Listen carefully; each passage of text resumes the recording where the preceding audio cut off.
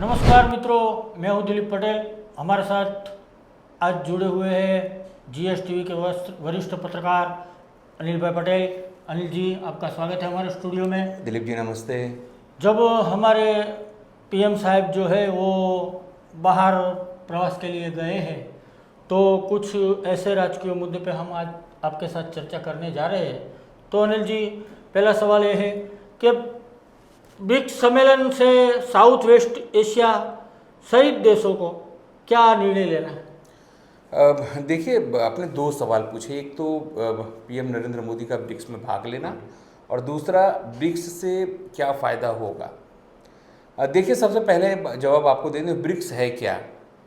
BRICS में Brazil है, are से उसका रसिया है, आई से जो है वो इंडिया है, सी से चाइना है और एस जो है उसका वो साउथ अफ्रीका और उसके बहुत सारी कंट्रियां हैं। हो सकता है और भी चीज़ें हों, लेकिन ये पूरा एक उनका संगठन है। ठीक है। अब उसमें देखो बहुत सारे नए देश भी जुड़ रहे हैं। उसमें तुर्की इस बार आया, उसमें यूएई के लोग भी आए, साउथ अफ्रीका लोग भी आ रहे हैं, बहुत सारे लोग आ रहे हैं ब्रिक्स देश में। अब इसकी रचना आपको बता दूं, 2006 में इसकी परिकल्पना हुई थी और 2009 में बना था ये। और उसके हम फाउंडर मेंबर हैं। क्या है? फाउंडर मेंबर है। ये इस चीज़ पर इसकी परिकल्पना हुई थी कि वेस्टर्न कंट्री या यूरोपीय देश जिनका दबदबा है, तो उनका दबदबा कैसे कम किया जाए, खासकर एशिया में और खास करके साउथ अफ्रीकन देशों में। ये सब जो तीसरी दुनिया या जो विकसित देश हैं, वो अपने आप को जोड़कर अपनी आर्थिक, अपनी सांस्कृतिक, अपनी सामरिक शक्ति को कैसे बढ़ाएं, ये सब पूरा उस समय इसका इरादा था। लेकिन अब 2009 में इसके बाद से होता गया। 2022 में हम ठीक से हमारी बात नहीं हो पाई। जो होना था बीजिंग में होना था, लेकिन उस समय गलवान क्षेत्र वाला हमारा समस्या चल रहा था, तो वो ऑनलाइन बैठक हुई। लेकिन 2024 में जो बैठक हुई वो बहुत महत्वपूर्ण हमारे लिए भी है और ब्रिक्स देशों के लिए भी है, बहुत महत्वपूर्ण है। अब देखिए, भारत का वहाँ जाना, हमारे पीएम ने क्या किया, कैसे किया, हम लोग हंसी के पात्र बने हैं। अब बहुत सारे लोग जो है वो मुद्दा बना रहे हैं। एक सुधीर चौधरी जी हैं हमारे यहाँ, ब्लैक एंड वाइट करते हैं और क्या काला धंधा गोरख धंधा करते हैं वो पता नहीं, लेकिन वो उनका एक वीडियो कल से वायरल हो रहा है कि जिस तरह से हमारे पीएम हैं कैसे चल के अच्छी तरह आते हैं और बीजिंग के जो राष्ट्रपति कैसे रेलिंग पकड़ के आ रहे हैं और ऐसी सब बातें, उलझ जुलझ बातें, गलत सलत बातें, वो सब वो उसमें उन्होंने किया। अब देखिए, यहाँ महत्वपूर्ण बात दो तीन बात है। एक तो ये नक्की हुआ वहाँ पर कि हम लोग डॉलर से कैसे हट के अपनी खुद की करेंसी डेवलप करें। यानी क्या हुआ कि जब देखिए, जब द्वितीय विश्व युद्ध हुआ उसके बाद जो वेस्टर्न कंट्री, यूपी कंट्री थी, वो अपने आप को उन्होंने जगत जमादार बनाया। जैसे ये समझ लीजिए कि एक गांव है, गांव का सरपंच है और उसके 4 पंच हैं। तो सरपंच जो बन गया वो समझो आप कि वो अमेरिका बन गया, और कनाडा, ब्रिटेन, यूरोपीय कंट्री, न्यूजीलैंड, ऑस्ट्रेलिया, ऐसे देश हैं वो उसके पंच बन गए। समझो, उन लोग का दबदबा हुआ हर क्षेत्र में, सामरिक क्षेत्र में, राजनीतिक क्षेत्र में। उनके हितों के टकराव होने लगे, वो हर जगह सब दोहन करने लगे, या यूँ कहें कि जगत जमादार वो लोग बन गए। उनके सामने किसी की तूती नहीं चलती, अगर चलती है तो वो लोग एक हो जाते हैं और आपको दबा देते हैं। इसी लिहाज में धीरे धीरे डॉलर का बढ़ना, डॉलर किस तरह हुआ और हमारा रुपया किस तरह कमज़ोर हुआ। ऐसे ही डॉलर में पहले क्या होता था कि कोई भी सामान का आदान प्रदान जो होता था वो गोल्ड पर होता था। मतलब मैंने आपको कोई सामान दिया तो आपके यहाँ क्या भाव है, हमारे यहाँ क्या दाम है, उस हिसाब से गोल्ड का कितना भाव है ओवरऑल, उस हिसाब से एक दूसरे को हम पैसा देते थे या चुकाते थे। लेकिन समयांतर हुआ और उसकी जगह डॉलर ने ले ली। अब डॉलर में ये स्थिति है कि समझो रसिया पर अमेरिका ने प्रतिबंध लगाया या ईरान पर प्रतिबंध लगाया, तो उस देशों को डॉलर नहीं मिलेगा। नहीं मिलेगा तो उसकी आर्थिक स्थिति कमजोर होगी, या यूँ कहे कि वो लोग खत्म होने की कगार पर आ जाएंगे। इससे उनकी दादागिरी बढ़ती। अब क्योंकि रसिया भी इस चीज़ का शिकार हो चुका है, हम भी एक समय थे जब हमने 1998 में अपना अणु परीक्षण किया, तो उसके बाद 10 साल तक हमने भी जो प्रतिबंध झेले थे, लेकिन हम तो आर्थिक तौर पर मजबूत थे, घरेलू स्थिति हमारी मजबूत थी, इसलिए ज़्यादा हमको असर हुआ नहीं। लेकिन अब एक विचार होने लगा है कि भैया कैसे भी करके उसको दूर किया जाए, या उसकी जो स्विफ्ट बोलते हैं उस सिस्टम को हटा के हम अपनी कोई सिस्टम डेवलप करें। आप सोचिए, जब ये बात चल रही थी तो उन्होंने क्या कहा था डोनाल्ड ट्रंप ने, कि अगर डॉलर का विकल्प कहीं ढूंढा जाएगा तो हम उस पर सख्त हमारा ऐतराज़ होगा, हम नज़र रखेंगे और उस देश को हम प्रतिबंधित करेंगे। इसका मतलब अमेरिका को इस बात का डर है कि अगर डॉलर का कहीं विकल्प खोजा जाता है तो उसके लिए वो नुकसानदायक है, उस पर कर्ज बहुत सारा है और ये सब चीज़ें हैं, वो ये सब उसको नुकसानदायक होगी। ये तो हुआ आपका एक पहलू कि उसमें से क्या निकला क्या नहीं निकला। और ख़ासकर भारत की बात करें तो भारत किस तरह से वहाँ अपनी भूमिका निभाएगा, क्योंकि भारत जो है वो अभी चाइना के साथ भी दिखने की कोशिश कर रहा है, रसिया के साथ भी दिखने की कोशिश कर रहा है, वो यूक्रेन के साथ भी दिखने की कोशिश कर रहा है, वो अमेरिका के साथ भी दिखने की कोशिश कर रहा है, वो जो है वो इसराइल के साथ भी है, वो फिलिस्तीन के साथ भी है, अमेरिका के साथ भी है, लेबनान के साथ भी है, और भी कोई देश होगा तो उसके साथ। हम लोग जब विश्व युद्ध हुआ तो हम लोग गुट निरपेक्ष देश थे, मतलब हम किसी से भी दूरी बनाकर रखते थे, किसी के साथ नहीं जाते थे। इसलिए इंदिरा गांधी ने, देखिए नाम जिसको नॉन अलायंस कंट्री बोलते हैं, मेंबर्स थे नॉन अलायंस मेंबर्स, उनका बहुत बड़ा सब, और उसके उन्होंने उससे सभी को झुका भी दिया था उनके सामने। अब बात ये समझ में आती है, अभी जो पूरी हमारी रणनीति विदेश पॉलिसी बनी कि अब हम सबके साथ जा रहे हैं। सही बात, किसी से दूरी नहीं, किसी से दूर नहीं। हम पाकिस्तान भी चले गए, हम चीन भी चले गए, पाकिस्तान को हम गरिया भी देते हैं लेकिन चीन को हम बोलते तक नहीं है। हमारे साथ बांग्लादेश का क्या स्थिति है हमको पता ही है, अच्छे संबंध नहीं है, वहाँ से अडानी जी का पावर प्लांट बंद हो गया और वो हम अब हमारे देश को ही दे रहे हैं। बांग्लादेश जो आपसे नाराज़ तो था ही, साथ ही श्रीलंका के साथ भी अच्छे संबंध नहीं है, आप मालदीव के साथ आपके अच्छे संबंध नहीं है, नेपाल तिब्बत ये सब आपके विरोध में है, या यूँ कहें कि आपकी नीतियों से खुश नहीं है। एक तरफ तो आपकी ऐसी स्थिति है। अब आप चीन से दोस्ती कर रहे हैं, मैंने कहा कि दूसरा पहलू है, आप समझिए। चीन से दोस्ती कर रहे हैं तो उसका भी थोड़ा आपको इतिहास बता दूं कि आप 1947 में लिखेंगे 1947 India map, India China map, तो आपको उस पर एक मैप आएगा जिसमें लिखा होगा अमुक अनडिफाइंड लैंड या अनडिफाइंड मैप या ऐसा चीज़ करके। 1947 में होने के बाद 1954 में नेहरू जी ने क्या किया कि लद्दाख से लेके 250 किलोमीटर का कब्जा करके उन्होंने बताया कि भैया ये हमारा जगह है।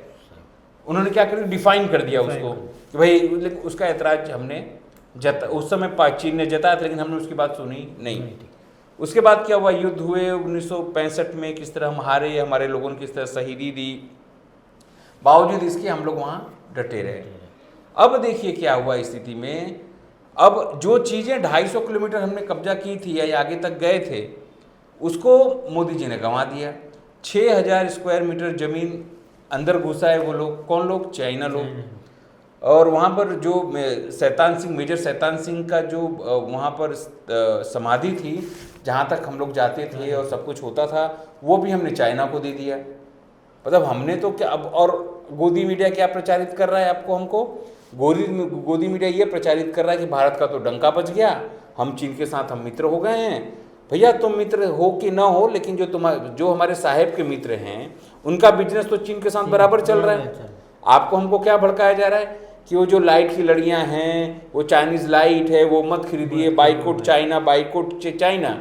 लेकिन 80-90% जो उत्पादन है वहाँ से मंगा रहे हो, आपके मित्र मंगा रहे, चाहे अदानी हो, चाहे अंबानी हो, चाहे टाटा हो, कोई भी हो, वो सब वहाँ से अपना व्यवसाय कर रहे हैं और धड़ल्ले से कर रहे हैं, आपसे पूछ भी नहीं रहे हैं वो। तब कुल मिला के बात ये थी कि जो नेहरू जी ने इतनी सारी चीज मेहनत करके की थी, या मनमोहन सिंह ने ब्रिक्स में सब कुछ किया नाम, वो हम धीरे धीरे खो रहे हैं। मोदी साहब ने खो दिया। अभी किस बात पर खुश हो रहे हैं हम कि डैनचौक और दूसरा एक जो क्षेत्र है वहाँ पर हमको पेट्रोलिंग करने दिया जाएगा, इस पर हमको सफलता मिली है। ठीक है, यही बात हो रही है ना। लेकिन क्या वाकई सफलता मिली है क्या, वो एक बड़ा सवाल है। सही बात। मतलब मिली है क्या, हमने तो अपनी ज़मीन दे दी उनको। अगर उस बिहाफ पे ही उनसे अगर हमको दोस्ती करनी है तो इससे अच्छा नहीं हो दोस्ती। भैया अपनी ज़मीन देके उससे दोस्ती करनी, तो क्या मतलब उससे दोस्ती, कुछ मतलब नहीं है, कुछ देने के बाद खोना ही है। हाँ, समझे ना। मतलब ये सब चीज़ें यही हैं कि इस ब्रिक्स से एक तो फ़ायदा ये है, अगर ब्रिक्स सीरियसली मजबूत होता है और बड़ा होता है और देश आते हैं तो निश्चित है कि अमेरिका की जो दादागिरी है वो कम हो सकती है। लेकिन सवाल ये है जो ब्रिक्स के देश हैं, खास करके रशिया, खास करके चीन, या हम, क्या हमारे संबंध मधुर हो सकते हैं क्या, सुधर सकते हैं क्या, आंतरिक क्या जो बॉर्डर विवाद है हम दूर कर सकते हैं क्या, वो एक बड़ा सवाल है। मतलब ये दोनों चीज़ इससे जुड़ी हुई हैं। और तीसरी चीज़ ये कि हमारी जो इतनी सारी दोस्ती, हम किसी से भी दोस्ती कर रहे हैं, किसी से दुश्मनी नहीं करना चाहते हैं, बावजूद इसके हम दुश्मनी हो जा रही है, हम किसी के नहीं हो रहे हैं, तो क्या जब वक्त आने पर कोई हमारा होगा क्या? ये बहुत सारे सवाल हैं। ये सवाल लेकर नरेंद्र मोदी वापस लौटे हैं। उसका जवाब देखो आगामी दिनों में कैसे मिलता है, वो देखने वाली बात होगी। सही बात। अनिल जी, क्या चीन से संबंध सुधरेगा? देखिए, ये भारत पर नहीं लेकिन चीन पर डिपेंड करता है कि चीन से संबंध सुधरेगा और कितना सुधरेगा और कैसे सुधरेगा और कब सुधरेगा। सवाल ये है कि चीन पर आप विश्वास कर सकते नहीं है। न तो नेहरू के समय में विश्वास लायक वो रहा, न तो इंदिरा गांधी के समय में रहा। कभी भी समय वो हमेशा मक्कारी करता रहा वो हमसे। अब स्थिति क्या है कि वो एक बड़ा अर्थतंत्र है, हमारी उसकी बराबरी नहीं हो सकती। जनसंख्या में लगभग हम बराबर हो सकते हैं, लेकिन अर्थतंत्र में वो हमसे बड़ा है और विश्व का नंबर 2 अर्थतंत्र है।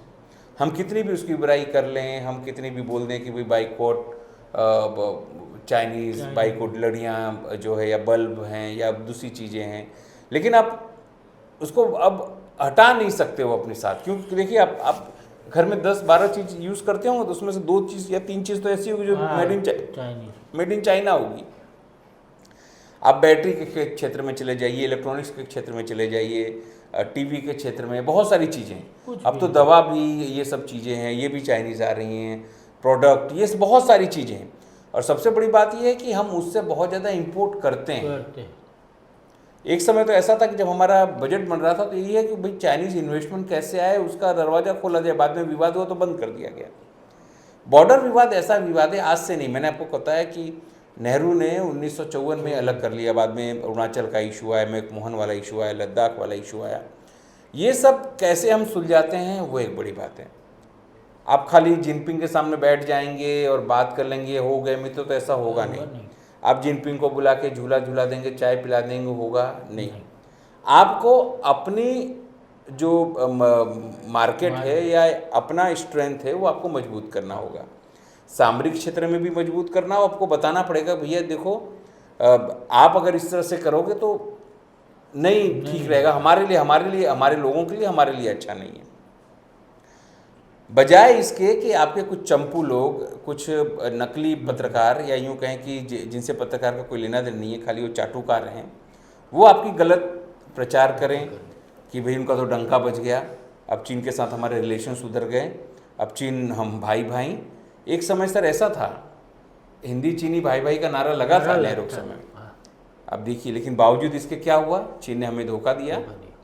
ठीक है, कल उठ के अगर पाकिस्तान से हमारा रिलेशन खराब हो तो चीन आपके सामने आके खड़ा होगा। सही बात। ठीक है, अब आप क्या कर रहे हो, चीन से तो दोस्ती कर रहे हो, तो सवाल ये है कि चाइना से क्या आप दुश्मनी करोगे? अब चीन देखो, चीन ने कितनी होशियारी की है। चीन ने आपके पैराफ्री में जितने देश हैं, चाहे वो मालदीव हो, चाहे वो श्रीलंका हो, चाहे पाकिस्तान हो, चाहे बांग्लादेश हो, वहाँ उसके बहुत अच्छे रिलेशन हैं। उन्हें उनको कर्ज दिया है, उनको इंफ्रास्ट्रक्चर में मदद कर रहा है, ये सब चीज़ें कर रही हैं सभी जगह पे। हाँ, अब उसके कारण क्या हुआ है, इवन भूटान और नेपाल भी, एक समय नेपाल में आपकी भेजी हुई किताबें, आपका भेजा हुआ पेट्रोल वो लोग चलते थे, लेकिन आज वो आपको आखिरी खाने लगे।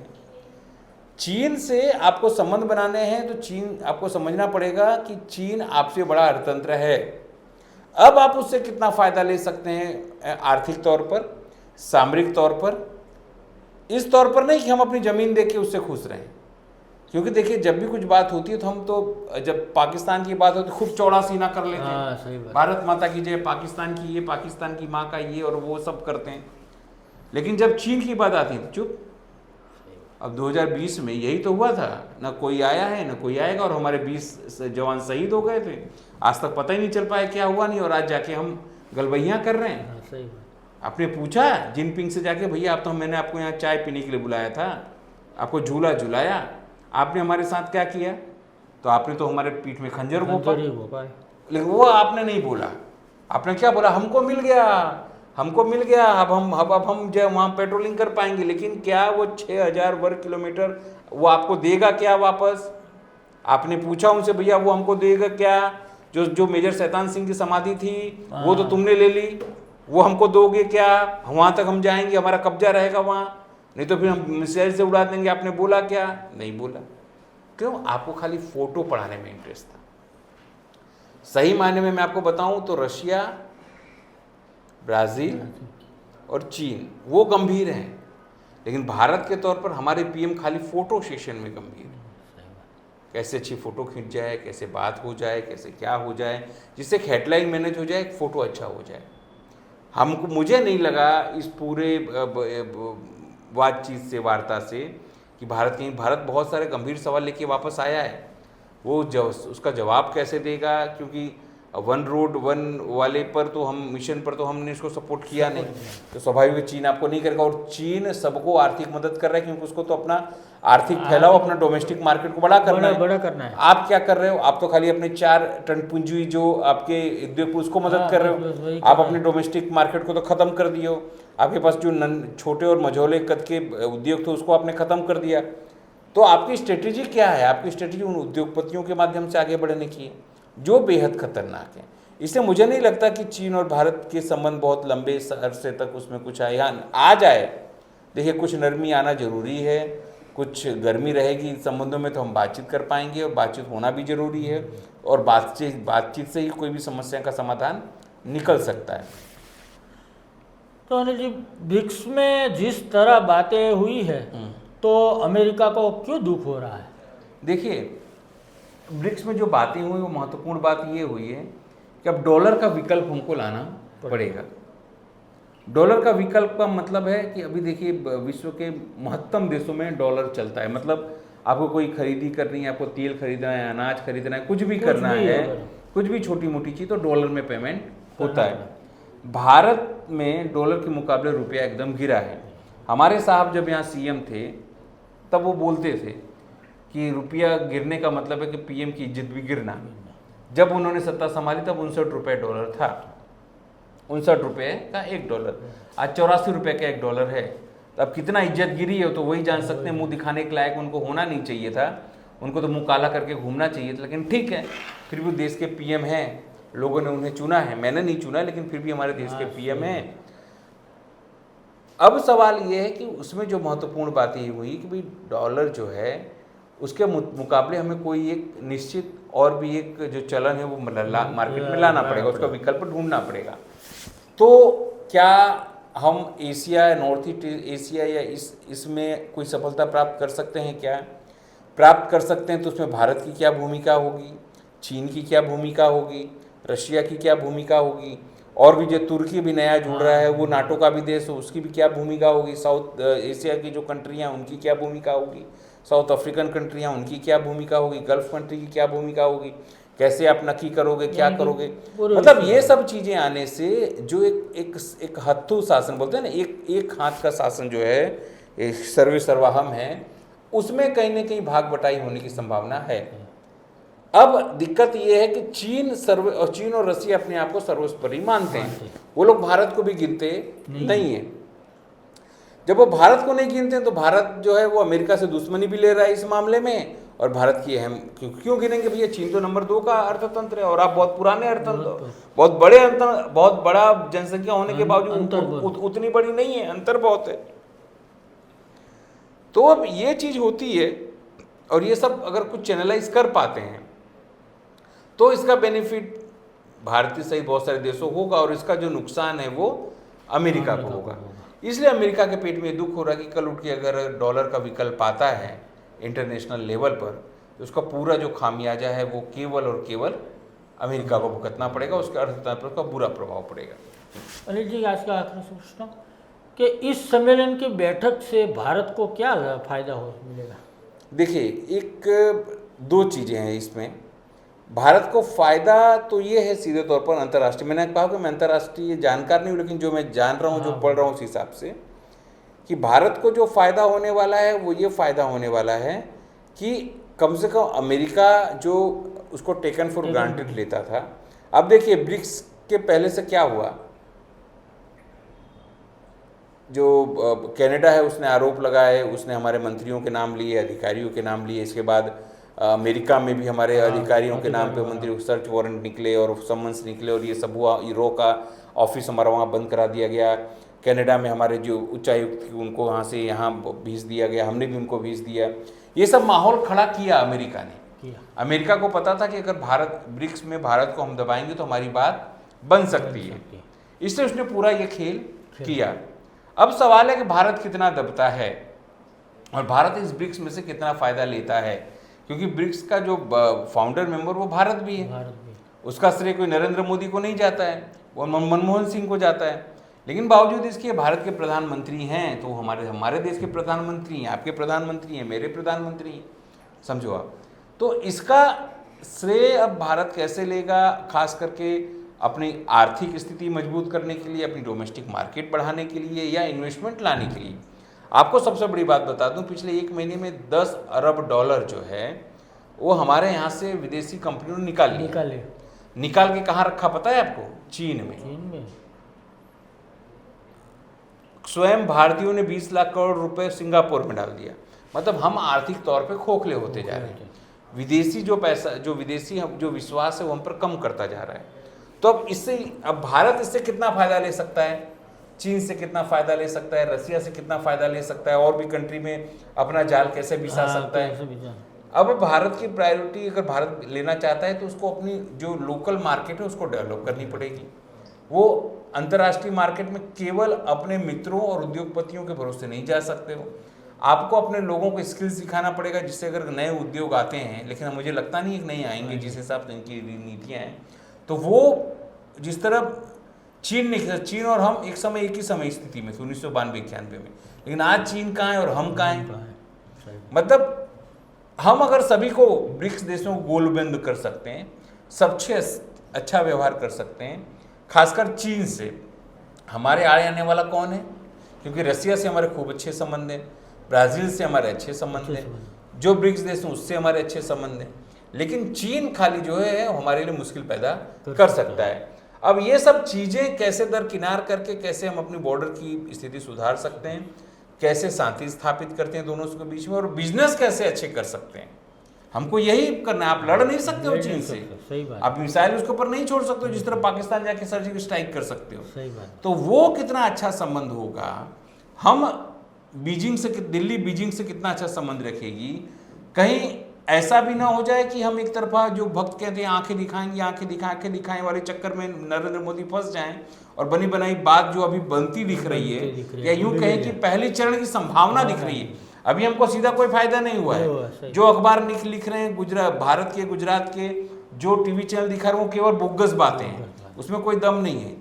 अब अगर कोई रिलेशन सुधरता है और चीन की तरफ से कोई पहल होती है कि हम निकालते हैं अपनी, और आपको हम 600 वर्ग किलोमीटर का जो जमीन है वापस देते हैं, तब कुछ फायदा बन सकता है। वरना ये खाली नील बटा सन्नाटा, खाली पीना, वहाँ घूमना फिरना, आपके मेरे टैक्स के पैसे से पीएम साहब गए घूम के आ गए, उसका कोई फायदा होना जाना नहीं है। लेकिन हम कितना फायदा ले सकते हैं, हमारी विदेश पॉलिसी कैसी हो सकती है, उसका निचोड़ जमा पूंजी है, उनको आगामी दिवसों में देखने को मिल सकता है।